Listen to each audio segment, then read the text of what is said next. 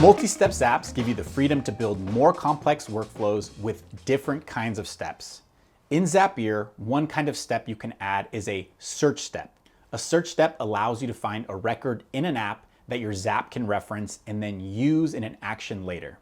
Search steps come in handy when you need to find specific information somewhere in an app. For example, if you want your Zap to update a different record every time it runs. They're also helpful if you need to find information from a previous step in a complex multi-step Zap. It's easy to add a search step. You can either click on one of your existing Zaps to add a search between steps, or add it while you're building a fresh Zap. Think about where in your workflow you want your search step to run. Just like any automated workflow you create, it's important to think about the order in which you want things to run.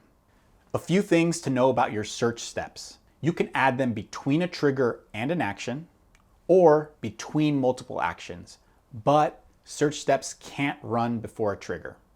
Also, some apps do not have a search option within Zapier. Search steps ultimately help your Zaps run more efficiently by giving them extra rules to follow. But there's more than one way to fine-tune your automated workflows. We'll show you some of those other options in the next lesson.